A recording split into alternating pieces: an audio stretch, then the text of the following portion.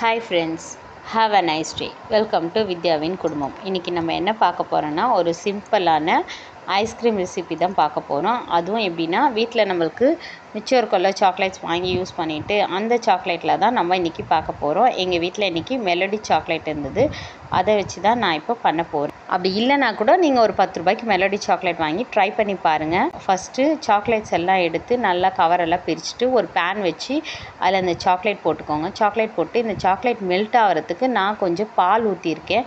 பால் வந்து நம்ம வீட்டில் காஃபிக்கு யூஸ் பண்ணுறோம் பார்த்திங்களா, அந்த மாதிரி பாலே போதும், காய்ச்சி வச்சுருக்க பாலே போதும். அது ஒரு கிளாஸ் ஊற்றிட்டு கொஞ்சம் நல்லா மீடியம் ஃப்ளேமில் வச்சு நல்லா மெல்ட் ஆகிற அளவுக்கு இது பண்ணி விட்டுக்கோங்க. நல்லா மிக்ஸ் பண்ணி விட்டுக்கோங்க. நான் இதில் சர்க்கரை எதுவுமே சேர்க்கல. அந்த மெலடி சாக்லேட்டுடைய ஸ்வீட்னஸ்ஸே எனக்கு போதும்னு தோணுச்சு. அதனால் அதையே நான் நல்லா மெல்ட் பண்ணிவிட்டு 2 கப் இருக்கும்ல, பேப்பர் கப், அந்த கப்பில் இதை 2த்தையும் ஊற்றிட்டேன். நான் போட்ட சாக்லேட்டுக்கு எனக்கு 2 கப் ஐஸ்கிரீம் தான் வந்துச்சு. அதனால் அதில் வந்து 2 குச்சி ஐஸ்கிரீம் ஸ்டிக் இருக்கும்ல வீட்டில், அது 2த்தையும் நான் இதில் இன்சர்ட் பண்ணிவிட்டு இதை ஃப்ரீசரில் வந்து ஒரு 8 மணி நேரம் வச்சோன்னே நல்லா ஸ்ட்ராங்காக ஆகிடுச்சு ஃப்ரெண்ட்ஸ்.